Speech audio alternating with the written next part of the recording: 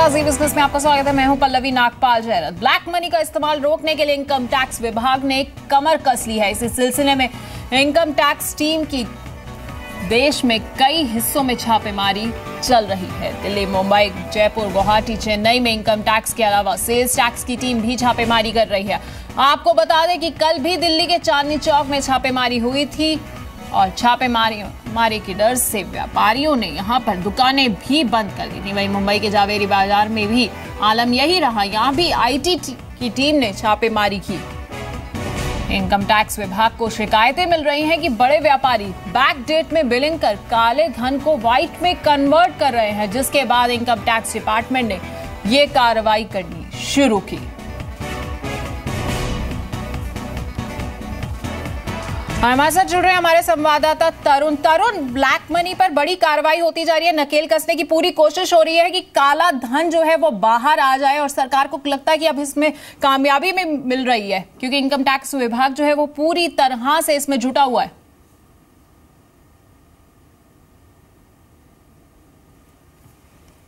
Investigation agencies इससे अपने नकेल करती हैं और पिछले 3 दिनों से हम लगातार देख रहे हैं कि इनकम टैक्स की जो सर्चेज हैं वो गोल्ड मार्केट, चाहे वो चेन्नई का हो, जयपुर का हो, मुंबई का हो या दिल्ली का हो, उन सभी जगहों पे इनकी इनकम टैक्स सर्चेज चल रही हैं और उन ज्वेलर्स से जवाब पूछा जा रहा है जिनकी सेल्स में एक स्पाइक आ गया है। जहां पे वो रोज की 10 लाख की सेल करते थे, यदि वहां पे 1 करोड़ की सेल हो रही है तो इनकम टैक्स डिपार्टमेंट इसका जवाब उनसे मांग रहा है। और जो लोग इनका प्रॉपर जवाब नहीं दे पाएंगे उनको आगे इनकम टैक्स इन्वेस्टिगेशन का भी सामना करना पड़ सकता है।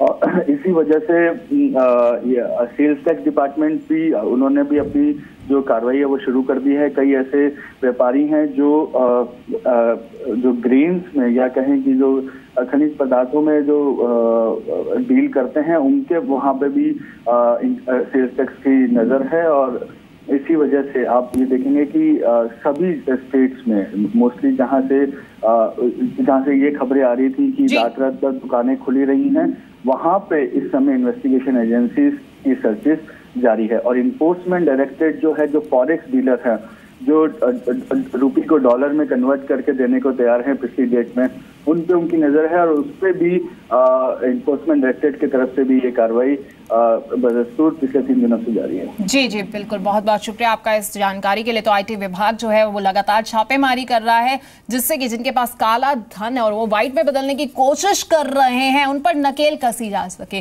देश में ब्लैक मनी वालों के बुरे दिन शुरू हो चुके हैं। सरकार ने ब्लैक मनी को व्हाइट करने वालों के सभी रास्ते बंद कर दिए। आयकर विभाग की आपके बैंक खातों पर पैनी नजर है। जी हां, बैंकों को निर्देश जारी कर दिया गया है कि 2.5 लाख से ज्यादा की सभी ट्रांजैक्शंस की जानकारी आयकर विभाग को दी जाएगी।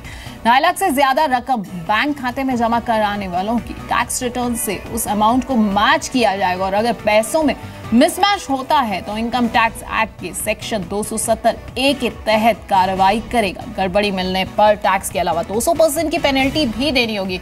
आज ईडी ने करीब 70 फॉरेक्स डीलर्स के यहाँ रेड की है। ईडी को शक है कि फॉरेक्स डीलर्स के यहाँ ब्लैक मनी को व्हाइट किया गया है।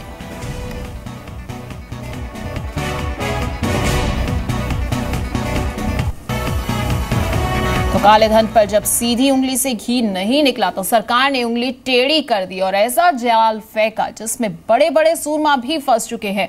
अब काला धन ऐसे लोगों के लिए गले की हड्डी बन चुका है। हर सेटिंग, हर जुगाड़ को लोग आजमाना चाहते हैं।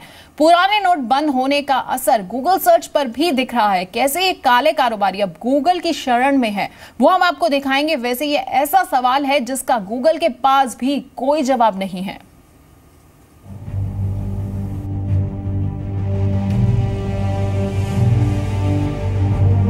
जुगाड़ ढूंढने में हम सबसे आगे रहते हैं। ये जब तक जिंदगी आसान करे तब तक तो ठीक है, लेकिन यही जुगाड़ देश को अगर मुश्किल में डाले तो मामला गंभीर हो जाता है। काले धन पर सर्जिकल स्ट्राइक के बाद काला धन दबाए बैठे लोगों की तो नींद उड़ ही गई है। हर वो तरीका या जरिया ढूंढने की कोशिश जारी है जिससे ब्लैक मनी को व्हाइट किया जा सके। ये हम नहीं कह रहे, बल्कि सर्च इंजन पर पूछे गए सवालों का ट्रेंड बताता है। इंटरनेट पर लोग धड़ल्ले से काला धन सफेद करने के तरीके ढूंढ रहे हैं। लोग लगातार काला धन सफेद कैसे करें कीवर्ड के साथ सर्च इंजन से सवाल पूछने में जुटे हैं। आपकी जानकारी के लिए बता दें कि ये कीवर्ड डालने पर गूगल पर 78,000 से ज्यादा पेजेस या नतीजे दिखाई जाते हैं, लेकिन काला धन दबाने की जुगत में जुटे लोगों के लिए यहाँ कोई सुझाव नहीं है, यानी कोई चालाकी नहीं चलेगी। सरकार के इस मास्टर स्ट्रोक के बाद काले धन को रखने का कोई भी विकल्प लोगों के पास नहीं रह जाता। यानी आप किसी की भी शरण में क्यों ना चले जाएं, काले धन को हजम तो नहीं कर पाएंगे। मोदी सरकार के इस फैसले से टैक्स चोरी करने वाले हक्के बक्के हैं। इस हड़बड़ाहट में लोग अजीबोगरीब बेवकूफियां कर रहे हैं। लोगों ने जमकर सोने की खरीदारी की। नतीजा ये कि सोने की कीमत में जबरदस्त उछाल देखा गया। अब ये जो 500 और 1000 के नोट हैं वो एक लाश की मानिंद है। हर आदमी उनसे छुटकारा पाना चाहता है, और क्योंकि वो एलिजिटिमेट हो गई तो कैसे पैसा चला जाए और कैसे आ जाए अपने पास इमीडिएटली, तो उसका एक तरीका सोना है। तो लोगों ने की है सोने की व्यापारी। मंगलवार रात से ही दानदाता मंदिरों में 500 और 1000 के नोट दान पेटी में डालने की कतार में दिखे। उत्तर प्रदेश के मथुरा में बांके बिहारी मंदिर में 3 दिन में 100 करोड़ रुपए दान हुए। शिरडी के साईं धाम में डोनेशन काउंटर पर 500,000 रुपए के नोट लेने से मना कर दिया गया। लेकिन काला धनधारी कहां बाज आने वाले हैं? सख्ती के बाद सिद्धिविनायक के खजाने में कमी देखी गई। सरकार ने लोगों को सुविधा देने के लिए ऐलान किया कि 11 नवंबर तक रेलवे टिकट बुकिंग में 500 और 1000 रुपए के पुराने नोट चलेंगे। तो लोगों ने इस सुविधा को अपने काले धन को खपाने का जरिया ही बना डाला। मुंबई में रेलवे की विंडो टिकट बुकिंग का आंकड़ा हैरान करने वाला था। यहाँ विंडो टिकट्स की बुकिंग आम दिनों की अपेक्षा 2 गुना से भी ज्यादा हो गई। हमने अपनी तरफ से जो मेजर्स लिए हैं, तो हमने जो वेट लिस्टेड टिकट हम इशू करते हैं उसकी हमने जो जहाँ पर भी कई जगह तो कैपिंग है, रिग्रेट आ जाता है। कुछ ट्रेन्स में जहाँ कैपिंग नहीं भी थी वहाँ हमने अपने जोनल रेलवेज को कहा है कि अगर एक ज़रूरत से ज़्यादा संख्या पे लोग वेट लिस्टेड टिकट सीख कर रहे हैं तो वहाँ कैप लगा दी जाए, रिग्रेट का मैसेज आ जाए और टिकट ना इशू किए। 10,000 से ज़्यादा का अगर रिफंड इन्वॉल्व है तो हम उसका अकाउंट नंबर मान रहे हैं और वो उसके अकाउंट में हम जमा करेंगे, तो थोड़ा सा वो ट्रैकिंग भी हो जाएगी और पता भी लग जाएगा कि कौन क्या ले रहा है। अगर एक ही आदमी बार बार कुछ रिफंड ले रहा है तो वो एक हम उसको ट्रैक कर सकेंगे। लोगों के काले को सफेद करने के इस हथकंडे पर लगाम लगाने के लिए वेस्टर्न और सेंट्रल लाइन पर रेलवे ने 50,000 से ज्यादा का टिकट बुक कराने पर पैन कार्ड दिखाना अनिवार्य कर दिया। साथ ही कई एडवांस टिकट बुकिंग कराने वालों पर विजिलेंस विभाग की नजर भी है। साफ है, काले धन वाले अब भी नहीं समझ रहे कि वो बुरी तरह से फंस चुके हैं। कोई भी तरीका उनकी काली कमाई को स्वाहा होने से नहीं बचा सकता। अश्वनी कुमार के साथ ब्यूरो रिपोर्ट, जी मीडिया। तो ब्लैक मनी रखने वाले गूगल की शरण में है, ज्वेलर्स की शरण में है। वो हर हथकंडा अपना रहे हैं जिससे वो ब्लैक मनी को व्हाइट में कन्वर्ट कर सके। लेकिन ये आम आदमी के लिए राहत भरी खबर है, क्योंकि ब्लैक मनी कंट्रोल करने के लिए सरकार ने बड़े नोटों को बैन करने का फैसला तो किया है और उसकी मांग भी काफी समय से की जा रही थी। जी बिजनेस आज एक कैंपेन चला रहा है जिसमें हम आपको बताएंगे कि कैसे बड़े नोटों के बैन होने से और नए नोटों के आने से महंगाई, करप्शन, आतंकवाद जैसे मुद्दों पर लगाम लगेगी। हालांकि थोड़े दिनों के लिए आप लोगों को परेशानी जरूर होगी, लेकिन इससे आम आदमी का, उस ईमानदार आदमी का लॉन्ग टर्म गेन है जो टैक्स भरता है, जिसके पास ब्लैक मनी नहीं है। लेकिन जो दूसरे लोगों के पास ब्लैक मनी होती है उससे वो कहीं ना कहीं परेशान होता है, क्योंकि ब्लैक मनी जब मार्केट में आती है तो कहीं ना कहीं चीजों की महंगाई बढ़ जाती है। और हमारे साथ हमारे संवाददाता अनुराग शाह मुंबई से जुड़ रहे हैं इसी बारे में और बातचीत के लिए, और उनके साथ कुछ लोग भी मौजूद रहेंगे। अनुराग, सबसे पहले आपसे जानना चाहूंगी कि कहीं ना कहीं ये लॉन्ग टर्म गेन जो है वो अब लोगों को समझ आने लग गया है क्या? क्योंकि उन्हें ये अब पता लग जाना चाहिए कड़वी दवाई जो सरकार दे रही है उससे कहीं ना कहीं उन्हीं का फायदा होने वाला है। जी बिल्कुल, अभी भी लोग जिस तरह से लाइनों में लगे हुए हैं वहाँ पर उन्हें दिक्कत तो हो रही है, लेकिन कुछ लोगों का मानना है कि ये कुछ दिनों की बात है और आने वाले दिनों में जब ये पूरी प्रक्रिया नॉर्मल हो जाएगी तो लोगों को फ़ायदा होगा। सर, मैं आपसे ही समझना चाहूँगा, ये आप लाइन में लगे हुए हैं, अभी ये शॉर्ट टर्म में तो दिक्कत हो रही है, लेकिन आपको नहीं लगता इसका लॉन्ग टर्म में बहुत फ़ायदा होगा? इन्फ्लेशन कम होगा, करप्शन कम होगा, आतंकवाद से हम लड़ाई लड़ रहे हैं तो उससे निपटने में आसानी होगी। तो अभी की दिक्कत है लेकिन आगे का बहुत फ़ायदा। अभी आगे का क्या फ़ायदा मालूम नहीं, लेकिन अभी तो बहुत दिक्कत है, बहुत ज़्यादा दिक्कत है अभी सर। आगे क्या होगा मालूम नहीं अपने को। लेकिन इस एक कदम तो एक तरह से सही है। कुछ और भी उठाया जा सकता था, इसके अलावा कुछ और रास्ता निकाल सकते थे। आम पब्लिक को इतना तकलीफ नहीं होना चाहिए था, कुछ और रास्ता दूसरा निकालना चाहिए था। सर मैं आपसे समझना चाहूँगा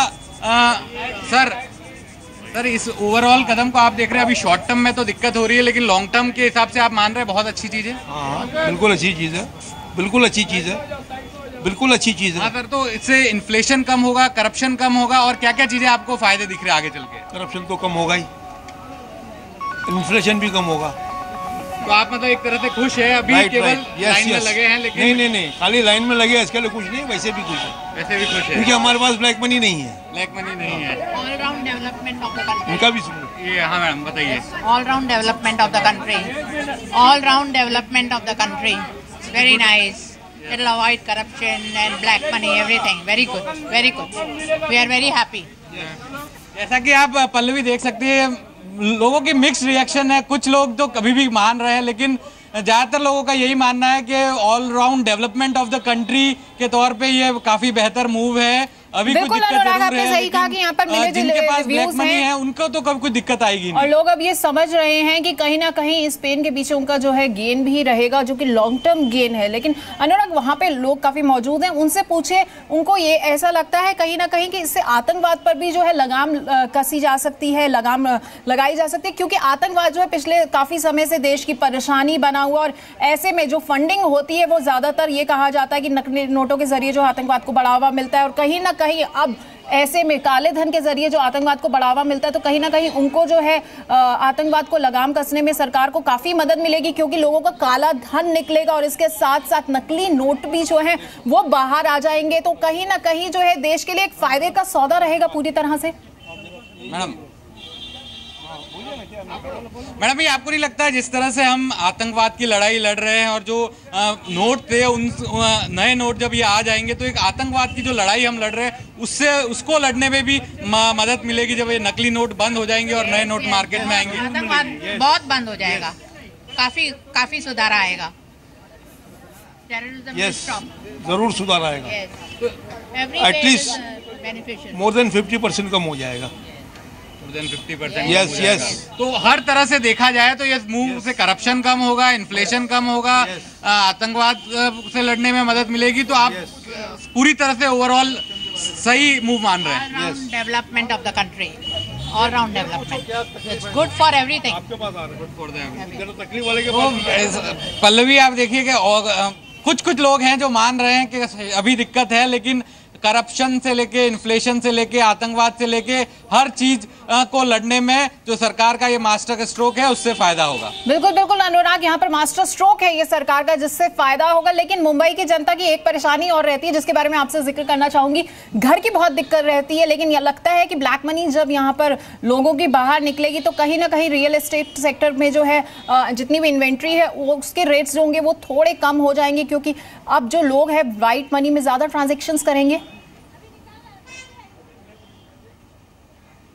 जी बिल्कुल, जैसा कि मुंबई की जो रियल एस्टेट प्रॉपर्टी है वो मतलब दुनिया की सबसे महंगी प्रॉपर्टियों में माना जाता है, और यहाँ आम आदमी के लिए मुंबई में जो है घर खरीदना इतना मुमकिन नहीं है। और जानकारों से भी हमारी बात हुई तो जिस तरह से जो ब्लैक मनी को पुट करने का एक रियल एस्टेट एक जरिया माना जाता है, बहुत सारे जो इन्वेस्टर है वो रियल एस्टेट में पैसा लगाते हैं, तो अब जिस तरह से पूरा मूव है बिल्कुल तरीके से इसका रियल एस्टेट पे भी इम्पैक्ट आएगा।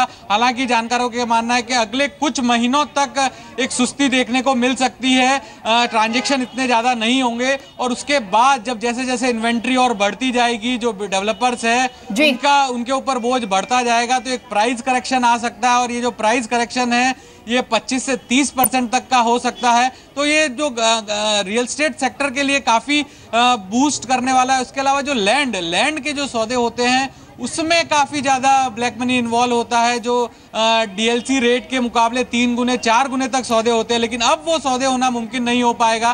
तो जब ज़मीन सस्ती होगी तो बिल्डर के लिए घर बनाने जो मेजर कॉस्ट जो होती है एक प्रोजेक्ट में वो ज़मीन की कॉस्ट होती है, तो जब ज़मीन की कॉस्ट कम होगी तो ओवरऑल कॉस्ट कम होगी, तो रियल एस्टेट को काफ़ी इससे बूस्ट मिलेगा, और उसका जो पूरा फ़ायदा जो मिलेगा वो आम आदमी को मिलेगा, जिसके लिए घर खरीदना एक बहुत दूर का सपना है। तो जब रियल एस्टेट की कीमतें कम होगी बिल्कुल तो सरकार का ये कदम जो है वो आपके फायदे के लिए है, आम जनता के फायदे के लिए है, क्योंकि इस कदम से ना केवल आतंकवाद जैसे मुद्दों पर लगाम लगेगी बल्कि महंगाई को भी काबू किया जा सकेगा, करप्शन को भी काबू किया जा सकेगा, और करप्शन और महंगाई काबू आएगी तो बिल्कुल यहाँ पर आपका ही फायदा होगा। अनुराग, बहुत बहुत शुक्रिया आपका हमारे साथ बातचीत के लिए और तमाम लोगों की शेयर करने के लिए कि क्या क्या सोचती है आम जनता, ये बात हमसे बताई आपने।